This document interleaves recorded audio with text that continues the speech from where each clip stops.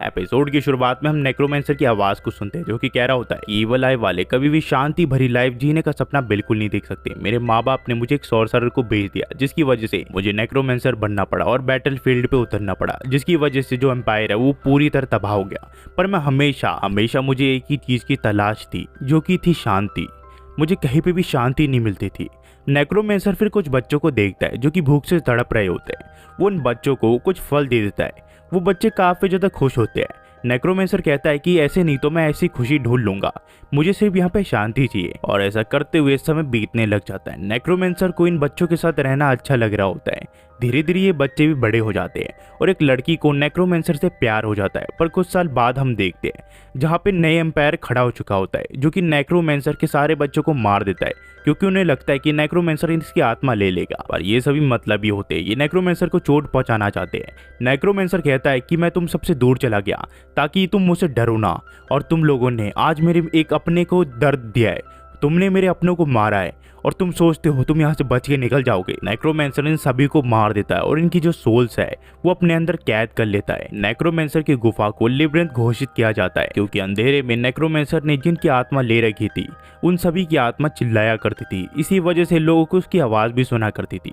Necromancer इतने centuries बीतने के बाद भी सिर्फ एक शांति चाहता था, पर वो भी उसे मिल नहीं पाई। अब वो अपने मरने का इंतजार कर रहा था क्योंकि एक मॉर्टल है वो मर नहीं सकता था। तो उसने अपने रिकार्नेशन का एक प्लान बनाया और हीरो को उसको मारने दिया। हम फिर प्रेजेंट में देखते हैं जहाँ नेक्रोमेंसर कहता है मैं इस जगह पे मर नहीं सकता क्योंकि मुझे बिल्कुल नहीं पता ये जगह कौन सी है। जिसके बाद ये इस लड़की को उठाने की कोशिश कर रहा होता है। इस लड़की का नाम मिसाकी है। ये कहता है कि मैं इससे कई सारी चीजें पूछने वाला था पर ये तो एक बार में ही मेरे मर गई। पर सबसे पहले सेफ्टी आती है। यहाँ पे फिर ये सोचता है कि अगर ये किसी को बताएगा इसके पीछे असैसिन था जो कि इसे मारना चाहता था तो कोई भी इसके ऊपर यकीन नहीं करेगा। वहीं पे हम उस ड्रोन चलाने वाले को देखते हैं जो कि कह रहा होता है, जिसका नाम ताकुमी होता है। वो अपने सीनियर को कहता है कि आप इस चीज पे बिलीव नहीं करोगे। ये चीज देख के तो ऐसा लगता है कि मेरा जो सिस्टम है वो बिल्कुल क्रैश हो गया, मैं आपको फाइल भेजता हूँ।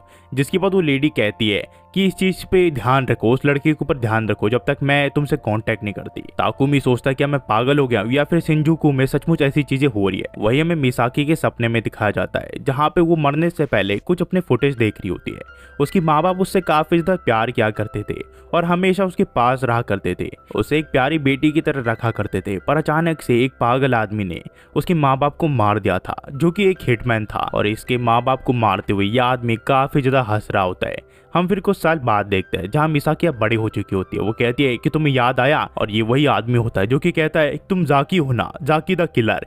ये कहती है कि तुमने सही तो आंसर कहा, पर ये वो चीज नहीं है जो तुम्हारे मुंह से मुझे सुननी है। ये कहता है कि तुम क्लारिसा के लिए काम करती हो ना, तुम उसकी पालतू पेट हो ना। ये कहती है कि मैंने सुना है तुम्हें लोगों को मारने में काफी ज्यादा मजा आता है, तो आज मैंने तुम्हें मारने का प्लान किया है, तो तुम्हें कैसा लग रहा है खुद को मरते हुए, तुम्हें हंसी नहीं आ रही? मिसाकी कहती है जब तुम उन्हें मार रहे थे क्या तुम्हें हंसी नहीं आई थी?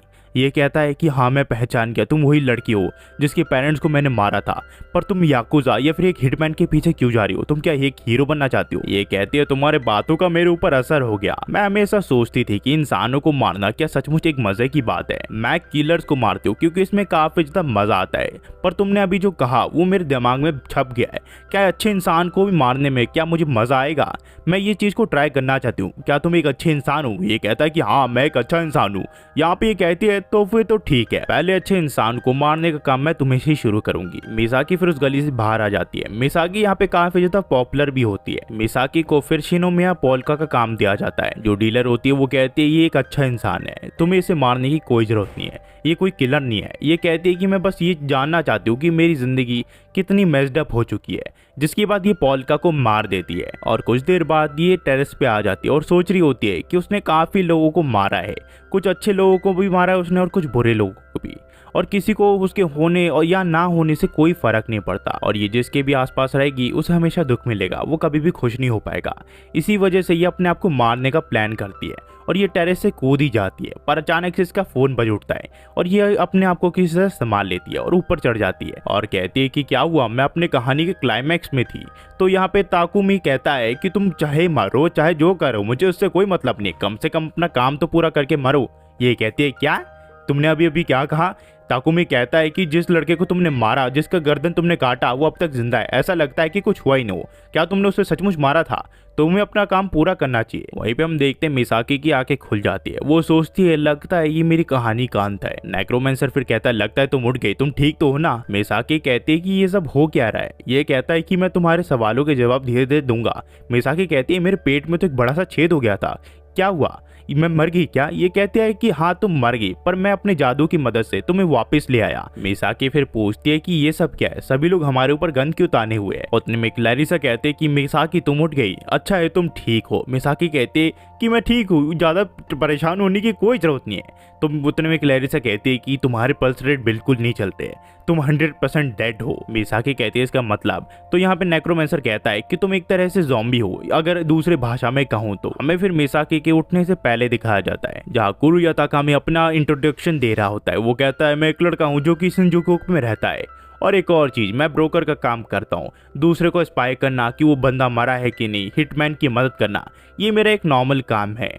और मैं दूसरों को कई सारी और चीजें भी करता हूँ, पर ये चीज देख के मुझे बिल्कुल यकीन नहीं हो रहा कि ये सचमुच है। सभी के सभी यहाँ पे नेक्रोमेंसर के ऊपर गन तान चुके होते हैं। तो यहाँ क्लैरिसा कहती है कि मुझे माफ करना, मैं तुम्हारे डेट के बीच में आ गई, पर इससे पहले मैं अपने आप को एक्सप्लेन करूँ, क्या तुम मुझे बता सकते हो कि यहाँ पे क्या हुआ है और यहाँ पे मिसाका कैसे मरी है? ये फिर ताकुमी से पूछती है क्या तुम्हारा ड्रोन अभी भी चल रहा है? ये कहता है कि बिल्कुल नहीं, मेरा तो कनेक्शन टूट गया, तो बिना कंट्रोल के वो कैसे उड़ सकता है? यहाँ पे क्लैरिसा कहती है कि तुम्हारा ड्रोन अभी भी उड़ रहा है, ये कैसे हो सकता है?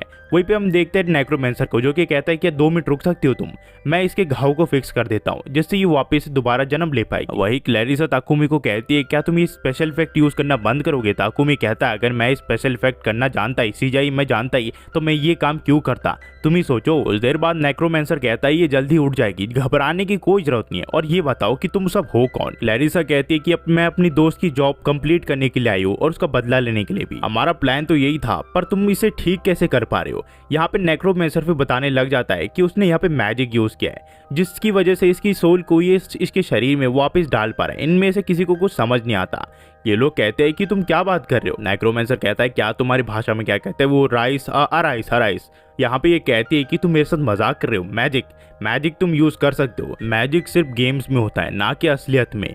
यहाँ पे ये फिर कहता है क्या तुम्हारे यहाँ पे कोई मैजिशियन है कि नहीं? ये कहती है कि मैंने पहली बार तुम्हें देखा है और तुम्हारे अलावा मैंने आज तक किसी को भी नहीं देखा। जो तुम कर रहे हो उसके बारे में मैंने सुन रखा है टीवी पे, इसे तुम क्या क्या बोलते हो? ये कहता है कि कुछ नहीं, तुम्हें हेल्यूशन होगा, ये कुछ नहीं। ये कहती है कि हमें फुद्दू बनाना बंद करो। नेक्रोमेंसर फिर कहता है तो फिर ठीक है, मैं तुम्हें अलाउ करता हूँ कि जो भी यहाँ पे हुआ वो सब सिर्फ मजाक था और उसके अलावा कुछ नहीं। सभी लोग नेक्रोमेंसर के ऊपर गन तान देते, पर नेक्रोमेंसर कहता है क्या तुम्हें सचमुच लगता है तुम मुझे यहाँ पे अकेले मार पाओगे? जितनी मेरी पावर है तुम सबको मैं एक एक करके तड़पा के मार सकता हूँ। तो क्लैरिसा कहती है क्या तुम्हें हमें सोचने का थोड़ा वक्त दोगे?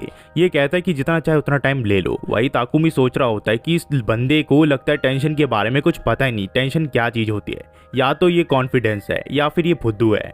वहीं पे नेक्रोमेंसर देख रहा होता है कि यहाँ पे कई सारी गन्स होती है जो कि उसके पिछले दुनियाओं की जैसी होती है। वो सोचता है कि मेरे पास ज्यादा माना नहीं है, मैं क्या करूं, मैं इन्हें शायद ही हरा पाऊं। इन्हें फिर यहाँ पे पुलिस की गाड़ी के सायरन सुनाई देते हैं। ये लोग सोचते हैं कि यहाँ पे पुलिस आ गए, पर ताकुमी कहता है कि साकुजाका बिल्डिंग में आग लग चुकी है। क्लैरिसा सोचते हैं उन बच्चों के लिए मुझे दुख हो रहा है, काश वो बच के निकल जाए किसी तरह, मैं कुछ कर भी नहीं सकती। लगता है मुझे ये सारा काम फायर डिपार्टमेंट के ऊपर डालना पड़ेगा। वहीं पे नेक्रोमेंसर कहता है क्या तुमने क्या कहा?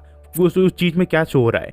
ये कहती है कि ज्यादा कुछ नहीं, वहाँ पे बच्चे हैं जो कि काफी ज्यादा डरे हुए हैं। साकुजाका बिल्डिंग में एक गैर कानूनी नर्सरी है जहाँ पे याकुजा के ऑर्फन के बच्चे रहते हैं, और वहीं पे जो नाइट क्लब में वुमेन्स डांस करती है उनके भी बच्चे रहते हैं। तो यहाँ पे ये कहता है कि मुझे वहाँ पे ले चलो। क्लैरिसा कहती है तुम्हें उस चीज को क्यों फिक्र है, कि वो तो तुम्हारे कुछ लगते भी नहीं है। नेक्रोमेंसर कहता है कि मैं आग में काफी बार झुलक चुका हूँ और मैंने इस चीज को एक्सपीरियंस किया है कि बड़ों की सजा बच्चों को बिल्कुल नहीं मिलनी चाहिए। क्लैरिसा फिर ताकुमी को रास्ता बताने के लिए कहती है। वही हम देखते हैं नेक्रोमेंसर को, जो कि ताकुमी उसे रास्ता बता रहा होता है, और नेक्रोमेंसर अपनी पावर की मदद से यहाँ पे हड्डियां निकाल रहा होता है, और हड्डियां निकालते हुए ये किसी तरह उस जगह तक पहुंच जाता है जहाँ बाहर काफी ज्यादा भीड़ होती है।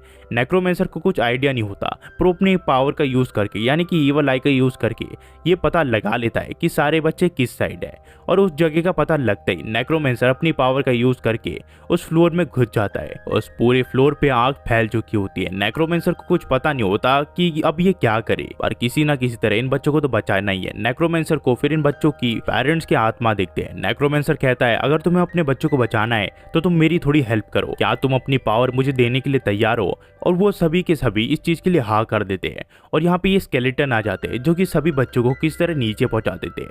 किसी ने ज्यादा कुछ देखा नहीं होता पर नेक्रोमेंसर ने काफी कुछ दिखा दिया होता है और ये अब सोशल मीडिया पे वायरल जा रहा होता है। ताकुमी कहता है इस लड़के को बिल्कुल ये नहीं पता कि सुपर हीरोज कैसे काम करते हैं। इसके अंदर लगता है कोई मॉरल्स नहीं है जैसे कि हमारे अंदर है। ये हमारे से बिल्कुल अलग है। इसने पहले मिसाकी को मार दिया और इसे एकदम टॉय की तरफ वापस जिंदा कर दिया। हमें लगता है इसे सावधान रहना पड़ेगा, ये हमसे बिल्कुल अलग है। ताकुमी फिर क्लैरिसा से कहता है कि जिस चीज से भी तुम अभी लड़ रहे हो वो एक मॉन्स्टर के अलावा कुछ नहीं है, तो उससे कभी भी पंगा लेने की कोशिश मत करना। क्लैरिसा कहती है कि बिल्कुल तुम सही कह रहे हो क्योंकि मिसाकी भी उठ चुकी है। उसके बाद की कहानी आपको तो पता ही है कि कैसे मिसाकी उठी है। मिसाकी कहती है कि मैं सचमुच मर गई हूँ। वही नेक्रोमेंसर कहता है लगता है यहाँ के भी बच्चों को काफी चीजों से गुजरना पड़ता है, पर मैं इस चीज को किस तरह ठीक करना चाहता हूँ। मैं यहाँ पे पीस लाना चाहता हूँ, मुझे यहाँ पे शांति चाहिए, मैं इसलिए यहाँ पे आया हूँ। ये कहती है अगर तुम्हें शांति चाहिए तो मैं तुम्हें सबसे बढ़िया चीज बता सकती हूँ जिससे तुम शांति ले सकते हो। पैसे पैसे कमाओ और तुम्हें शांति मिल जाएगी। ये कहता है लगता है हर जगह पे पैसा ही शांति का एक प्रतिरूप है। क्लैरिसा कहती है तुम यहाँ पे किस लिए आए और तुम्हारा गोल क्या है सिटी में?